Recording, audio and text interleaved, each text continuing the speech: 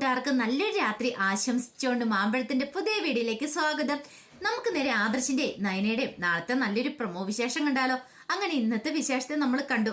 Textile ഷോപ്പിലും ജ്വല്ലറിയിലൊക്കെ പോയി shopping ഒക്കെ നടത്തിയതിന് ശേഷം അനന്തപുരിയിലേക്ക് ദേവേനയും ജലജയും എല്ലാരും കൂടെ അങ്ങോട്ട് വരുവാണ്.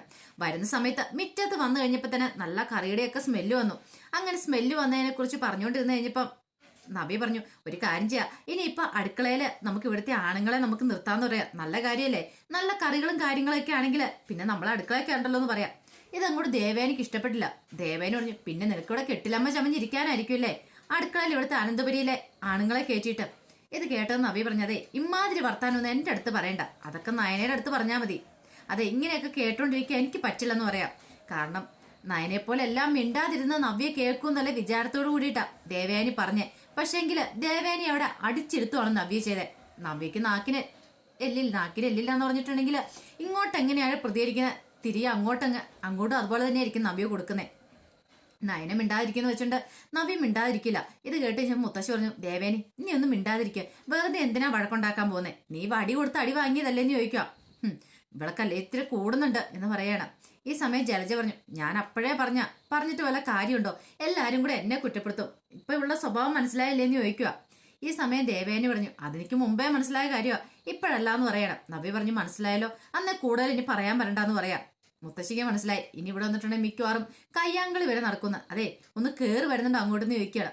പിന്നെ എല്ലാവരും അകത്തേക്ക് കയറിപ്പോകാൻ തുടങ്ങുവാണ്. ഈ സമയം ആദർശ് എല്ലാവരുമായിട്ട് പറഞ്ഞു, ഒരു കാര്യം ചെയ്യാം, ഇന്നിവിടെ ഫുഡ് ഉണ്ടാക്കി ഞാനാന്ന് പറഞ്ഞാൽ മതി, അവരുടെ എല്ലാം പ്രതികരണം എങ്ങനെയാണെന്നറിയാം.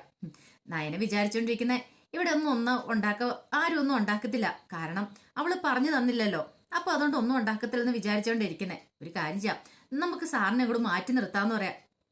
ഇത് കേട്ട മുത്തശ്ശൻ ചോദിച്ചാൽ, അത്രയൊക്കെ വേണോടാന്ന് ചോദിക്കണം. എന്റെ മുത്തശ്ശ, ഇത്രയെങ്കിലും നമ്മൾ ചെയ്യണ്ടേന്ന് ചോദിക്കുക. പിന്നീട് ഷെഫിനെ അങ്ങോട്ട് മാറ്റി നിർത്തുക. അങ്ങനെ എല്ലാരും കൂടെ അങ്ങ് അകത്തേക്ക് കയറി ചെന്നപ്പോഴേ മുത്തശ്ശി പറഞ്ഞു, നല്ല മണം വരുന്നുണ്ടല്ലോ, അടുക്കളയിൽ നിന്ന് നല്ല മണമുള്ള വരുന്നതെന്ന് പറയാം. ഈ സമയം ആദർശ് പറഞ്ഞു, പിന്നെ എന്താ മുത്തശ്ശി വിചാരിച്ചേ, ഞങ്ങൾ നല്ല കൈപ്പുണ്യമുള്ളവരാ, ഞങ്ങളുടെ പാചകം അതൊക്കെ ഇന്ന് മുത്തശ്ശി അറിയൂന്ന് പറയാം, അതിന്റെ ടേസ്റ്റ് ഒക്കെ എന്താന്ന്. ഇത് കേട്ടപ്പോ നയന് പറഞ്ഞു, പിന്നെ കണ്ടറിയാന്ന് പറയാണ്. അങ്ങനെ എല്ലാവരും കൂടെ കൈ എഴുതിട്ട് വന്ന് ഡൈനിങ് ടേബിളിലേക്ക് ഇരിക്കുകയാണ്. ഈ സമയം മുത്തശ്ശൻ പറഞ്ഞു, വിളമ്പി കൊടുക്കടാന്ന് പറയണം. അങ്ങനെ ആദർശും ജയനും എല്ലാവരും കൂടെ ചേർന്ന് വിളമ്പി കൊടുക്കുകയാണ്. വിഭവങ്ങളെല്ലാം കണ്ടു കഴിഞ്ഞപ്പോ തന്നെ എല്ലാവരുടെയും കണ്ടു തള്ളിപ്പേ. മുത്തശ്ശി, ഇത്രയും വിഭവങ്ങളോ, ഇത് നിങ്ങൾ തന്നെ ഉണ്ടാക്കിയതാണോ അതോ വല്ല കടയിൽ നിന്നും വാങ്ങിച്ചാണോന്ന് ചോദിക്കും. ദേവേനി പറഞ്ഞു, ഇതൊക്കെ കണ്ടിട്ട് എനിക്ക് തോന്നേ എവിടെയോ ഓൺലൈനിൽ നിന്നോ അങ്ങനെ എന്തോ വരുത്തിയതാന്ന് എനിക്ക് തോന്നേന്ന് പറയാം. ഇത് കേട്ടപ്പോ അബി പറഞ്ഞു, പിന്നെ ഓൺലൈനിൽ നിന്ന് ഞങ്ങൾ അങ്ങനെ വരുത്തിച്ചൊന്നുമല്ല, ഞങ്ങൾ തന്നെ സ്വന്തം കൈകാലം ഇവിടെ ഉണ്ടാക്കിയതാന്ന് പറയാം. നയന പറഞ്ഞു, ഒരു കാരണവശാലും ഇത്ര ടേസ്റ്റോടെ ഇവിടെ ആരും ഫുഡ് ഉണ്ടാക്കത്തില്ല, ഞാൻ ഉറപ്പ് പറയാ, ഈ കൂട്ടത്തിലുള്ള ആരും ഇത്ര രുചിയോടെ ഉണ്ടാക്കത്തില്ലെന്ന് പറയാം. ഇതേട്ടപ്പോ ആദർശോട്, ഞാൻ എന്താ ഞങ്ങൾക്ക് ആർക്കും ഉണ്ടാക്കാൻ അറിയത്തില്ലേന്ന് ചോദിക്കാം. നിങ്ങൾക്ക് ഉണ്ടാക്കാൻ അറിയാം, പക്ഷെ നിങ്ങൾ ഇത്ര രുചിയോടെ ഒന്നും ഉണ്ടാക്കത്തില്ല, എനിക്കത് ഉറപ്പുള്ള കാര്യമെന്ന് പറയാം. ഇത് കേട്ട് കഴിഞ്ഞപ്പോ ആദർശന്, പിന്നെ നീ വെല്ലുവിളിച്ചല്ലേ, എന്നിട്ടിപ്പോ എങ്ങനെയുണ്ടെന്ന് ചോദിക്കാം. മുത്തശ്ശി പറഞ്ഞു, എന്താണ് സംഭവം സൂപ്പർ ആയിട്ടുണ്ട് കേട്ടോ, ഇങ്ങനെയാണെങ്കിൽ ഞങ്ങൾ ഇടയ്ക്കിടയ്ക്ക് ഞങ്ങൾ ഷോപ്പിങ്ങിന് വെക്കണം, നിങ്ങൾ അടുക്കള ഞങ്ങൾക്ക് ഫുഡ് ഉണ്ടാക്കിയാൽ മതി എന്ന് പറയാം. പെട്ടെന്ന് അജയൻ പറഞ്ഞു, വേണ്ട അതൊന്നും വേണ്ടെന്ന് പറയാം. ജാനകി ചോദിച്ചു, അതെന്താ അജയേട്ടാ അങ്ങനെ പറഞ്ഞേ. അല്ല, അത് പിന്നെ അതെന്തോ ഒരു കള്ളത്തരം ഉണ്ടല്ലോ, അതുകൊണ്ടാണല്ലോ എന്ന് പറയണം. ഈ സമയം നയന പറഞ്ഞു, അതൊക്കെ അങ്ങനെ ആയിരിക്കും മിക്കവാറും, അല്ലെങ്കിൽ പിന്നെ ഇത്ര രുചിയോടെ ഇത്ര നല്ല വിഭവങ്ങൾ ഉണ്ടാക്കത്തില്ലോ എന്ന് പറയാം. ആദർശ് വന്ന് പതുക്കെ നയന വിളിച്ചു, എങ്ങനെയുണ്ട്, കൊള്ളാവെന്ന് ചോദിക്കണം. നയന പറഞ്ഞു, എനിക്കറിയാം ആദർശേട്ടാ, ഇതിനകത്ത് എന്തോ ഒരു നമ്പർ ഉണ്ടെന്ന് എനിക്ക് മനസ്സിലായി, ഒന്നെങ്കിൽ കടയിൽ നിന്ന് മേടിച്ചായിരിക്കും, അല്ലെങ്കിൽ ഇവിടെ ആരോ നിങ്ങളെ ഹെൽപ്പ് ചെയ്യാൻ വന്നിട്ടുണ്ട്, ആരുടെ സഹായമില്ലാതെ ഇത്ര രുചിയോടെ നിങ്ങൾ ഫുഡ് ഉണ്ടാക്കത്തില്ലെന്ന് പറയാം. അങ്ങനെ ആഹാരമൊക്കെ എല്ലാവരും തൃപ്തിയോടെ കഴിക്കുകയാണ്. അങ്ങനെ കഴിച്ചു കഴിഞ്ഞിട്ടും ആർക്കും അങ്ങോട്ട് ഇവർ തന്നെ ഉണ്ടാക്കിയാണെന്ന് വിശ്വസിക്കാൻ ഒരു ഭയങ്കര ബുദ്ധിമുട്ടായിരുന്നു. അവസാനം മുത്തശ്ശൻ പറഞ്ഞു, ഇനിയിപ്പം ആ സസ്പെൻസ് ചെയ്യാൻ മറച്ചു വെക്കുന്നില്ല, അതങ്ങോട്ട് പൊട്ടിച്ചാക്കാന്ന് പറയണം. പിന്നീട് ഷെഫിനെ അങ്ങോട്ട് വിളിക്കുക. അങ്ങനെ പിള്ള സാർ അങ്ങോട്ട് വന്നു. അതെ, ഇന്നത്തെ ഫുഡിന്റെ ഉത്തരവാദിത്വം മൊത്തം ഇദ്ദേഹത്തിനാന്ന് പറയാം. അങ്ങനെ ഷെഫ് പിള്ളേനെ കണ്ടു കഴിഞ്ഞപ്പോഴത്തേനും എല്ലാവർക്കും ഭയങ്കര സന്തോഷമായി. കൊള്ളാലോ, കാരണം അദ്ദേഹം ഇന്നിവിടുത്തെ ഫുഡ് തങ്ങൾക്കായി ഉണ്ടാക്കിയെന്ന് അറിഞ്ഞു കഴിഞ്ഞപ്പോൾ എല്ലാവർക്കും സന്തോഷമായി. ഈ സമയം മുത്തശ്ശി പറഞ്ഞു, എനിക്ക് അപ്പോഴേ തോന്നിയായിരുന്നു, കാരണം ഇവർ ഇത്ര നന്നായിട്ട് എന്താളും കുക്ക് ചെയ്യലും ഞങ്ങൾക്ക് അറിയാവുന്ന കാര്യം. നയന പറഞ്ഞു, ഞാനും അപ്പോഴേ പറഞ്ഞ കാര്യമല്ലേ. ഈ സമയം മുത്തശ്ശൻ പറഞ്ഞു, ഇവന്മാരെ അടുക്കള കയറിട്ട് എന്ത് ചെയ്യണമെന്ന് അറിയില്ലാതിരിക്കുമായിരുന്നു, ആകപ്പാടെ മൊത്തം കുളം തോണ്ടി വെച്ചു. ആ സമയത്ത് ഈ പാഞ്ചാലിയുടെ വസ്ത്രാഭിഷേകം എന്നുള്ള സമയത്ത് പാഞ്ചാലി വിളിച്ച് അപേക്ഷിച്ച് കരഞ്ഞു എന്ന് പറഞ്ഞ പോലെ എന്ത് ചെയ്യണമെന്ന് ഓർത്ത് ഞങ്ങള് ഭഗവാനെ വിളിച്ച് അപേക്ഷിച്ച് കഴിഞ്ഞപ്പോൾ ദൈവമായിട്ടാണ് ഷെഫിനെ ഇങ്ങോട്ട് കൊണ്ടുവന്നതെന്ന് പറയാം. കൃത്യസമയത്ത് തന്നെ പിള്ളസാറ് വന്നില്ലായിരുന്നെങ്കിൽ ഇന്ന് മിക്കവാറും നിങ്ങൾ പട്ടിണി കിടക്കേണ്ട വന്നേനം. അല്ലെങ്കിൽ നയനമോള് വന്നിട്ട് അടുക്കളയിൽ കയറി എന്തേലും വെച്ചുണ്ടാക്കി കഴിക്കേണ്ട വന്നേനം. അതും അല്ലെങ്കിൽ പിന്നെ ഹോട്ടലിൽ നിന്ന് ഫുഡ് മേടിക്കേണ്ട വന്നേനം. ഈ 3 കാര്യത്തിൽ ഏതെങ്കിലും ഒരു കാര്യം നടന്നേനെന്ന് പറയാം. മുത്തശ്ശി പറഞ്ഞു, എന്താണെങ്കിലും ഞങ്ങൾക്ക് ഭാഗ്യമുണ്ട്, ഇല്ലെങ്കിൽ ഞങ്ങളുടെ കാര്യം ഒരു തീരുമാനമായെന്ന് പറയാം. ഈ സമയം അനി പറഞ്ഞു, അങ്ങനെ പറയാൻ വരട്ടെ മുത്തശ്ശി, ഇവിടെ ആദർശേട്ടൻ ചില സാധനങ്ങളൊക്കെ ഉണ്ടാക്കിയിട്ടുണ്ടായിരുന്നു. അതെങ്ങാനും കഴിച്ചിട്ടുണ്ടായിരുന്നെങ്കിൽ നാളെ ആരും ഇവിടെ എഴുന്നേക്കത്തില്ലായിരുന്നു പറയാം. ഇതിട്ട് ആദർശം ഒന്ന് പോടാ വിടുന്നു, നീ അത്രയ്ക്ക് വല്ല കളിയാക്കൊന്നും വേണ്ട എന്നെ. അതെ, ഈ പറഞ്ഞ് നിനക്ക് എന്തെങ്കിലും ഉണ്ടാക്കാൻ അറിയാമെന്ന് ചോദിക്കുക. പിന്നെ അതിനേക്കാളും ബെറ്ററായിട്ട് ഞാൻ ഉണ്ടാക്കിയാണെന്ന് പറയാം. ഈ സമയം നയനെ ചിരിക്കുകയാണ്. പിന്നീട് ഷെഫിന്റെ കൂടെ എല്ലാവരും നിന്ന് ഫോട്ടോസൊക്കെ എടുക്കുന്നുണ്ട്. മുത്തശ്ശി പറഞ്ഞു, എന്തായാലും ഞങ്ങളുടെ കുടുംബത്തിലേക്ക് വന്ന് ഞങ്ങൾക്ക് എല്ലാവർക്കും ഫുഡ് ഉണ്ടാക്കി തന്നെ ഒത്തിരി നന്ദി ഉണ്ടെന്ന് പറയാം. പിന്നീട് പുള്ളിക്കാരൻ പറഞ്ഞു, അതെ കല്യാണത്തിനോ വരാൻ പറ്റില്ല, അതുകൊണ്ടാണ് കല്യാണത്തിന് മുമ്പ് വന്ന് നിങ്ങൾക്ക് എല്ലാവർക്കും ഇങ്ങനെ ഒരു ട്രീറ്റ് ഉണ്ടാക്കി തന്നേന്ന് പറയാം.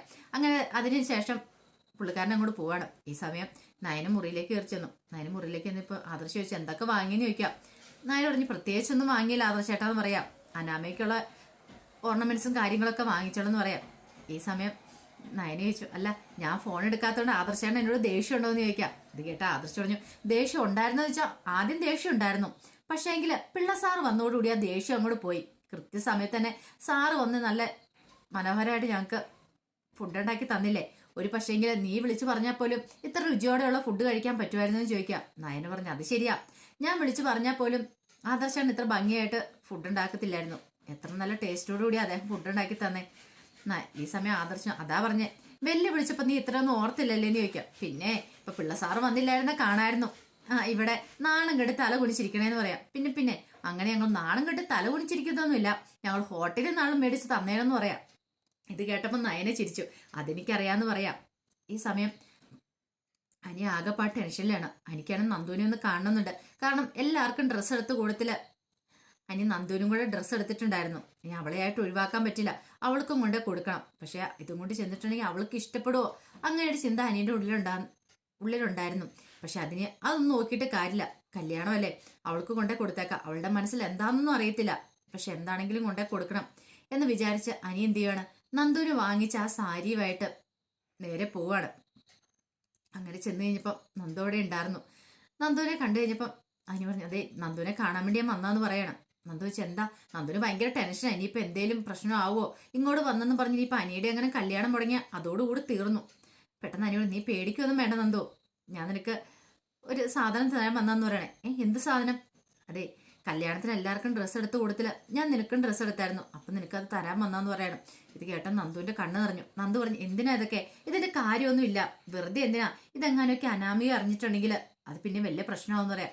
അതൊന്നും കുഴപ്പമില്ല, ആരറിഞ്ഞാലും എനിക്ക് കുഴപ്പമില്ല, എനിക്ക് നിനക്ക് മാത്രമായിട്ട് എടുക്കാതിരിക്കാൻ പറ്റില്ല, അതുകൊണ്ടാണ് നിനക്ക് ഞാൻ എടുത്തതെന്ന് പറയാം. ഇനിയിപ്പം നിനക്കത് ഇഷ്ടമാണെങ്കിലും ഇഷ്ടമില്ലെങ്കിലും നീ അത് സ്വീകരിക്കണമെന്ന് പറയാം. നന്ദുവിന് വല്ലാത്ത ടെൻഷനായിപ്പോയി, എന്ത് ചെയ്യണമെന്ന് അറിയത്തില്ല. കാരണം അനിയോട് നോ പറയാനും പറ്റില്ല, കാരണം ഇപ്പോഴും അനിയാണ് മനസ്സിൽ, പക്ഷെങ്കിൽ അത് പുറമെ പ്രകടിപ്പിക്കാൻ പറ്റത്തില്ല. അനിയോടുള്ള ആ സ്നേഹം ഈ നിമിഷമാണെങ്കിലും താൻ ഒരു വാക്ക് മൂളിയിട്ടുണ്ടെങ്കിൽ അനി തന്നെ കല്യാണം കഴിച്ചുകൊണ്ട് പോകുന്ന നന്ദുവിന് നന്നായിട്ടറിയാം. പക്ഷെ താൻ കാരണം തന്റെ ചേച്ചിമാരുടെ ജീവിതം തകരില്ല, തന്റെ കുടുംബത്തിന് മാനക്കേടുണ്ടാവില്ല. ആ ഒരു കാരണം കൊണ്ട് നന്ദു തന്റെ മനസ്സിലുള്ള ആ പ്രണയം അങ്ങോട്ട് കുഴിച്ചു മൂടുകയാണ്. അനി തൊട്ടു മുന്നിൽ വന്ന് നിന്നിട്ട് അനിയോടൊരു ഫ്രണ്ട് എന്ന നിലയിലാണ് നന്ദു സംസാരിച്ചുകൊണ്ടിരുന്നത്. പെട്ടെന്ന് മുഖത്തെ ഭാവമൊക്കെ മാറ്റിയിട്ട് നന്ദു പറഞ്ഞു, താങ്ക്സ് കേട്ടോ എന്ന് പറയാണ്. ഇത് കേട്ടപ്പോൾ അനിയോട്, താങ്ക്സ് ഒന്നും പറയണ്ട, എന്റെ കടമ ഞാൻ ചെയ്തു എന്ന് പറയാണ്. എന്നാ ശരി, കല്യാണത്തിന് നേരത്തെ പറഞ്ഞു കേട്ടോ, പറഞ്ഞൊക്കെ ഓർമ്മയുണ്ടല്ലോ, വരാതിരിക്കില്ലെന്ന് പറയണേ. ഇത് കേട്ടപ്പോൾ നന്ദു പറഞ്ഞു, ഉറപ്പായിട്ട് ഞാൻ വന്നിരിക്കുമെന്ന് പറയാം, കാരണം വരില്ല എന്ന് അനിയോട് പറയാൻ പറ്റില്ല. അപ്പോൾ അനി ചോദിക്കും കാരണം എന്താന്ന്, പിന്നെ അത് വല്ലാത്ത പ്രശ്നമോ, അതുകൊണ്ട് നന്ദു പറഞ്ഞു, ഞാൻ വന്നേക്കാം, ഞാൻ നേരത്തെ തന്നെ എത്തിയേക്കാന്ന് പറയാം. അപ്പം അനി പറഞ്ഞു, ഞാൻ പ്രതീക്ഷിച്ചിരിക്കും, വരണമെന്ന് പറയാണ്. പിന്നീട് നിനക്ക് എന്തെങ്കിലും പറയാനുണ്ടോ എന്ന് നന്ദുവിനോട് ചോദിക്കാം. എനിക്കങ്ങനെ പ്രത്യേകിച്ചൊന്നും പറയാനില്ലെന്ന് പറയാം. എന്നാ ശരി, ഞാൻ ഇറങ്ങട്ടെ എന്ന് ചോദിക്കാം. ശരി എന്ന് പറഞ്ഞപ്പം അങ്ങനെ അനി അങ്ങോട്ട് ഇറങ്ങി പോകുമ്പോഴാണ് ഗോവിന്ദൻ അങ്ങോട്ട് വരുന്നത്. പെട്ടെന്ന് അനിയെ കൊണ്ട് എന്താ മോനെന്ന് ചോദിക്കാം. അല്ല, ഞാൻ അവൾക്ക് ഡ്രസ്സ് കൊടുക്കാൻ വന്നു. ഡ്രസ്സ് കൊടുക്കാൻ? എന്ത് ഡ്രസ്സ്? അല്ല, എല്ലാവർക്കും ഡ്രസ്സ് എടുക്കുന്ന കൂട്ടത്തില് ഞാൻ അവൾക്കൂടെ ഒരു ഡ്രസ്സ് സെലക്ട് ചെയ്തായിരുന്നു, അത് കൊടുക്കാൻ വേണ്ടി വന്ന അങ്കിളെന്ന് പറയണം. ശരി, കല്യാണത്തിന്റെ കാര്യങ്ങളൊക്കെ എവിടം വരെയാന്ന് ചോദിക്കും. എല്ലാം നടന്നുകൊണ്ടിരിക്കുവാന്ന് പറയണം. ശരി, ഞങ്ങൾ നേരത്തെ തന്നെ എത്തിയേക്കാന്ന് പറയണം, എന്നാൽ ഞാൻ ഇറങ്ങട്ടെ എന്ന് പറഞ്ഞുകൊണ്ട് അനി അങ്ങോട്ട് പോവാണ്. അങ്ങനെ അനി അങ്ങോട്ട് പോയി കഴിഞ്ഞപ്പോൾ തന്നെ നന്ദു മുറിയിലേക്ക് വരുന്ന ആ സാരിയും കെട്ടിപ്പിടിച്ച് പൊട്ടിക്കരയുക. അത്ര സമയം നന്ദു വീർപ്പടക്കി പിടിച്ചിരിക്കുമായിരുന്നു. അനിയോടെ ഉണ്ടായതുകൊണ്ട് ഒന്ന് പൊട്ടിക്കരയാൻ പോലും നന്ദുവിന് പറ്റിയിരുന്നില്ല. പിന്നീട് ആ സാരി കെട്ടിപ്പിടിച്ചാൽ കരയുവേണം. ഒരു പക്ഷേങ്കിൽ അനിയും താനും തമ്മിലുള്ള വിവാഹം നടക്കുമായിരുന്നെങ്കിൽ, അവൻ തന്റെ കഴുത്തിൽ താലി അറുത്തുമായിരുന്നെങ്കിൽ ഇങ്ങനെ സാരി അവൻ എനിക്ക് കൊണ്ടുത്തന്നേനോ. അതൊക്കെ ഓർത്ത് കഴിഞ്ഞപ്പോൾ നന്ദുവിന് എന്ത് ചെയ്യണമെന്ന് അറിയത്തില്ല. ഈ സമയം ഗോവിന്ദൻ അങ്ങോട്ട് വന്നു. ഗോവിന്ദൻ കണ്ടു നന്ദു ആ സാരിയും കെട്ടിപ്പിടിച്ച് കരയുന്നത്. ഗോവിന്ദനും മനസ്സിലായി നന്ദുവിന് മനസ്സ് എത്രമാത്രം വേദനിക്കുന്നുണ്ട്. നന്ദു ഇങ്ങനെ പുറമെ ഇങ്ങനെ എല്ലാവരുടെ മുന്നിൽ അഭിനയിക്കുന്നുണ്ടെങ്കിലും അവളുടെ ഉള്ളിലുള്ള ആ വിഷമം എത്രമാത്രമാണ്. പിന്നീട് ഗോവിന്ദനടുത്ത് കരയട്ടെ, കരഞ്ഞ് കുറച്ച് വിഷമം അങ്ങ് മാറട്ടെ. ഒരു പക്ഷെ അവളുടെ 2 ചേച്ചിമാരവിടെ ഇല്ലായിരുന്നെങ്കിൽ ഉറപ്പായിട്ടും എന്ത് റിസ്ക് എടുത്താലും നന്ദുവിനെ വീട്ടിലേക്ക് പറഞ്ഞു വിട്ടേനും. പക്ഷെ ഇപ്പൊ ഒന്നും മേലാത്ത അവസ്ഥയില, അവളെ സപ്പോർട്ട് ചെയ്യാൻ പോലും പറ്റാത്തൊരവസ്ഥയില. അപ്പൊ അതിന്റെ വിശേഷങ്ങളൊക്കെയാണ് നാളെ നമ്മൾ കാണാൻ പോകുന്നത്. ഇനിയിപ്പൊ നമ്മൾ അടുത്ത ദിവസം മുതൽ കാണുന്നത് അനാമികയുടെ അനിയുടെ വിവാഹത്തിന്റെ ഒരുക്കങ്ങളൊക്കെ നടക്കുന്നതായിരിക്കും. ആ സമയത്ത് എന്തൊക്കെ നടക്കുമെന്ന് അറിയത്തില്ല. നന്ദു ചെന്ന് കഴിയുമ്പോഴത്തേനും അനാമികയ്ക്ക് അത് ഇഷ്ടപ്പെടാതെ വരുന്നൊക്കെയുണ്ട്. അതിന്റെ വിശേഷങ്ങൾ കാണാൻ പോകുന്നത്. ആ വിശേഷങ്ങളൊക്കെ നമുക്ക് എല്ലാവർക്കും കാത്തിരിക്കാം കേട്ടോ. ഒരിക്കൽ കൂടി എല്ലാവർക്കും നല്ലൊരു രാത്രി ആശംസിച്ചു നിർത്തുന്നു. നന്ദി.